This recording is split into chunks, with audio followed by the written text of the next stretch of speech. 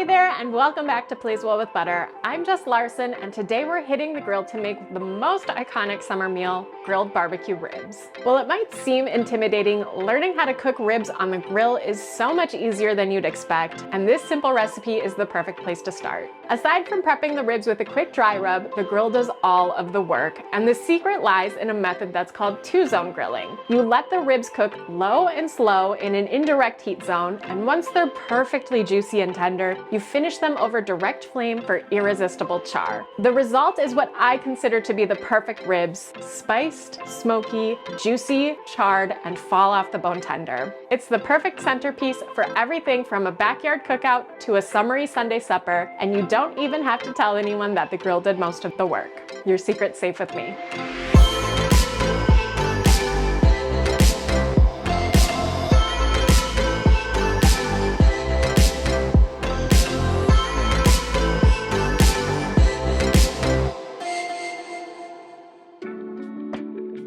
For this recipe, you're going to want to start with a full back of baby back ribs, which is about 4 pounds and easily feeds 2 to 3 people. Running along the back of the ribs is a thin membrane that's called the silverskin, which needs to be removed before you season your ribs. Your butcher can help you out here, but it's also really easy to do on your own. To remove the silverskin, grab a butter knife and work its blunt end into the side of the ribs. Once it's loose enough, work your fingers under the membrane and peel it off, and it should come off pretty easily in 1 or 2 big pieces. It's really as simple as that. From here, you're ready to season the ribs. If you already have a dry rub or seasoning blend you're obsessed with, feel free to use it here. I whipped this one up a handful of years ago and have been making it ever since. It's Plays Well with Butter's signature barbecue dry rub, and if you've tried our popular grilled barbecue chicken or barbecue pulled pork recipes, you already know why we love it so much. It's sweet, spiced, smoky, and absolutely irresistible. To make the dry rub, mix 3 tablespoons of brown sugar with 1.5 teaspoons each chili powder, cumin, garlic powder, dry mustard, onion powder, and smoked paprika. Add in a sprinkle of black pepper and a dash of cayenne if you like a little heat, and it's good to go. This is an all-purpose rub that you can use on everything from pork to chicken to grilled veggies, you name it, so feel free to double or triple the recipe and keep it on your spice rack this summer. Season the entire surface of the ribs well with kosher salt, then use your hands to really work the dry rub into every nook and cranny of the meat.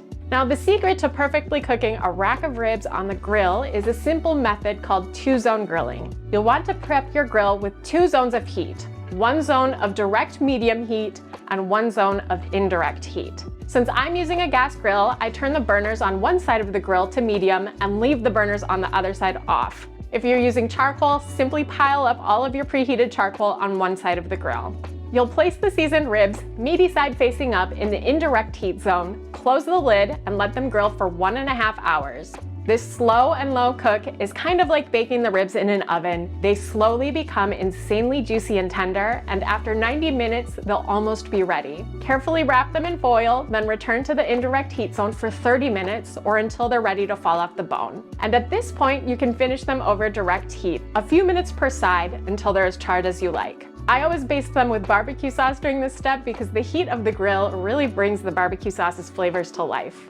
Slice the ribs and serve alongside your favorite summery sides with extra barbecue sauce. They're juicy and smoky from that slow and low cook, but the meat is so tender, it falls off the bone easily, which is just what you want. They have so much flavor from that dry rub and barbecue sauce, and it's absolutely perfect.